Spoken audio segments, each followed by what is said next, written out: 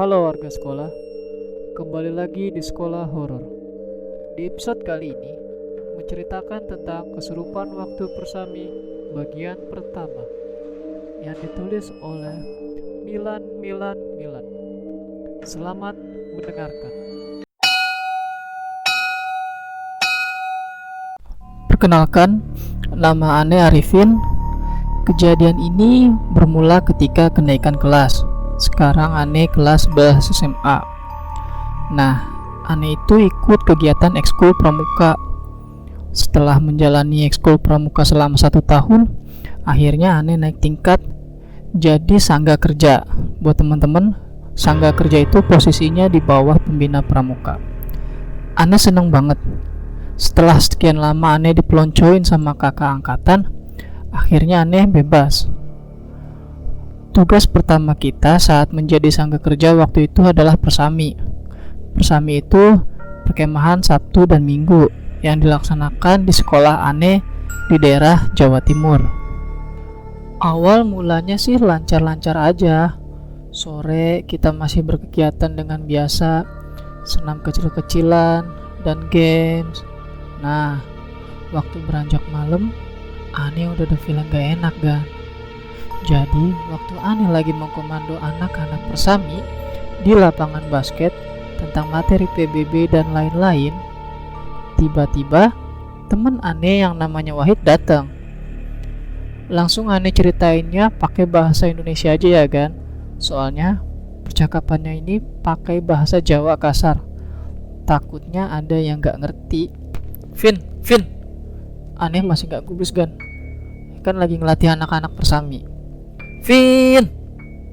Si Wahid akhirnya emosi dan datengin Ane. Ada apa sih? Bisik Ane kepada Wahid. Itu Puspita kesurupan. Wahid berbisik karena takut kedengeran anak-anak lainnya. Wah, beneran gak? Tanyaku pada Wahid. Beneran? Datengin sana. Sekarang dia di ruang PMR. Biar aku yang handle anak-anak di sini. Walah, lo kok aku toh? Tanyaku pada Wahid. Kan kamu pinter agama, iso ngaji, dibacain doa biar setannya kabur. Enggak semua. Aku cuma bisa ngaji dan sholat aja, tapi nggak pinter ngusir demit dul. Westa, datengin dulu. Nanti ini biar aku yang handle. Kok nggak kamu aja toh? Aku takut, bisik Wahid. Walah, jan busuk kowe iki. Akhirnya Ane datengin Puspita ke ruang PMR. Sebenarnya Ane merinding juga sih kan. Waktu Ane jalan ke ruang PMR, kebetulan suasana depan kelas itu sangat sepi kan. Ya Ane berani-beraniin aja. Tapi ada bau-bau aneh, kayak wangi gak jelas gitu. Entah itu parfum apa kemenyan. Pokoknya sih bikin hati majlep banget. Nah, akhirnya Ane sampai di ruang PMR. Di sana banyak anak-anak yang lagi kumpul. Ada anak PMR, SKI, OSIS, dan lain-lainnya. Terus Ane masuk ke ruang PMR. Di sana, Ane ngelihat pemandangan yang gak biasa. Ane ngelihat Puspita kejang-kejang. Dia dipegangin 4 orang. Terus matanya melotot dan teriak-teriak gak jelas. Dia bentak-bentak tuh seluruh orang yang ada di ruangan itu. Ngale. Jancok kowe kabeh. Culnya aku. Bentak Puspita. Kamu siapa? Ngapain di tubuh anak ini? Tanya Karbe kepada Puspita yang masih kerasukan. Pergi. Aku gak ada urusan sama kalian semua. Pergi. Masih bentak Puspita. Karbe pun menjawab. Kamu siapa? Bukan urusanmu aku ini siapa. Ketawanya Puspita sekarang kayak kuntilanak kan. Suaranya dia jadi berubah. Bajingan. Pergi gak dari tubuh anak ini? Kalau enggak kamu tak bacain Yasin. Pergi kalian semua. Lepaskan. Matanya Puspita sambil melontot mandangin orang-orang yang ada di ruangan. Puspita ngendus-ngendus gak jelas, nafasnya pun gak beraturan. Ya wes lah, ambil Quran. Ayo kita bacain Yasin. Dan anak-anak sebagian lari ke musola ambil Quran, sedangkan Ane masih di dalam ruangan. Vin, sini, pegangin jempol kakinya, jangan sampai lepas ya. Iyo be, Ane takut banget Gan, tapi tetap Ane pegang aja jempol kakinya sambil Ane bacain surat An-Nas. Dianya malah menggeliat gak jelas sambil nambah teriak-teriak lagi. Udah gitu dia pelototin Ane. Aduh mak, anakmu wedi. Akhirnya anak-anak datang bawa Quran. Satu persatu para cowok gantian wudhu, sedangkan yang cewek disuruh keluar ruangan dulu. Dan Ane masih megangin jempolnya Puspita, gak boleh gerak kemana-mana. Ketika semua orang sedang baca Yasin, Ane tetap membaca An-Nas, Fatihah, dan surat-surat lainnya. Terus kita bacanya gak beraturan dan gak bareng, dan hasilnya Puspita makin menggeliat. Ane makin kesulitan juga megang jempol kakinya, hingga akhirnya Ane nyerah. Lalu Ane nyuruh temen lain gantiin Ane buat megangin jempolnya Puspita. Ane keluar ruangan PMR dengan nafas ngos-ngosan dan kelingan gak jelas. Lalu Ane duduk di depan lab komputer sendirian. Lab komputer ini posisinya berseberangan dengan ruang PMR. Terus temen Ane, si Pugu, datang nyamperin Ane. Vin, kamu ngapain di sini? Tanya Pugu. Walah, panjang ceritanya, jawabku pada Pugu. Si Puspita udah sadar belum?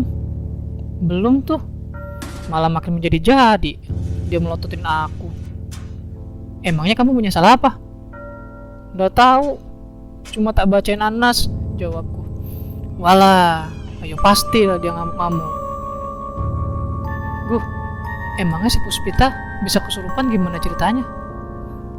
Loh, kamu nggak tahu ceritanya? Enggak. Emang piye tuh? Jadi, kata anak-anak tadi tuh dia duduk di sini. Terus tiba-tiba teriak nggak jelas. Ya dipegangin deh sama anak-anak. Jelas Pugu. Apa? Di sini? Di sini di mana? Di depan lab komputer sini lah. Waduh, lah dari tadi aku duduk sendirian di sini. Asem, untungnya nggak kesurupan. Sial. Lah, makanya itu kamu tak samperi. Kirain juga udah ikut-ikutan kesurupan. Asem. Ayo pergi aja dah, ngeri. Akhirnya Ane nunggu di depan pintu PMR sama anak-anak lain. Agak ngeri juga sih, ya tapi mendingan toh daripada ikut-ikut kesurupan. Ane nunggu sambil bulu kuduk merinding kan. Gak berapa lama datang lagi teman Ane yang namanya Ani. Ani itu punya indera keenam gitu. Soalnya kata teman-teman bapaknya punya kekuatan goib. Terus si Ani menanyakan mengenai si Puspita udah mendingan atau belum. Ya Ani jawab aja belum. Terus dia pergi, gak tahu kemana. Teman Ane yang dari SKI akhirnya muncul juga. SKI itu seksi kerohanian Islam. Nama dia Mistri. Dia bisa lihat hantu gitu juga lah. Terus dia masuk ke ruangan PMR. Entah pikiran laknat apa yang masuk ke badan Ane. Akhirnya Ane dengan spontan juga ikut masuk ke dalam. Si Mistri mulai pegangin tangan si Puspita. Karena Puspita masih berontak-rontak dan teriak gak jelas. Dia juga ketawa kayak kuntilanak gitu kan. Terus si Mistri bilang ke teman-teman kalau ternyata yang masuk ke badan Puspita ini gak cuma satu hantu, tapi ada 3 hantu sekaligus. Badan hitam dan sekecil ini dimasukin 3 hantu. Gimana nasib yang cantik? Mungkin malah bisa 11 hantu, pikirku dalam hati. Tapi kondisi waktu itu Ane masih takut kan. Terus si Mistri akhirnya berkomunikasi sama si Puspita. Ketika komunikasi berlangsung, Ane akhirnya terbebas dari pikiran laknat, lalu keluar dari ruangan PMR itu. Ane takut kalau tiba-tiba hantu loncat satu terus masuk ke badan Ane. Gak berapa lama, Mistri pun keluar dan Ane menanyakan hasilnya. Dia bilang, itu hantu gak bisa keluar langsung sekaligus, tapi harus ada perantaranya buat ngeluarin satu persatu. Jadi hantu itu harus keluar satu terus masuk ke tubuh yang baru. Nah, sekarang yang menjadi pertanyaannya, Orang bodoh macam mana yang mau dijadiin perantaranya? Itu dia cerita pertama mengenai kesurupan waktu persami. Terima kasih buat kalian warga sekolah yang telah mendengarkan cerita ini. Nantikan bagian kedua dari cerita ini dan sampai jumpa di episode berikutnya.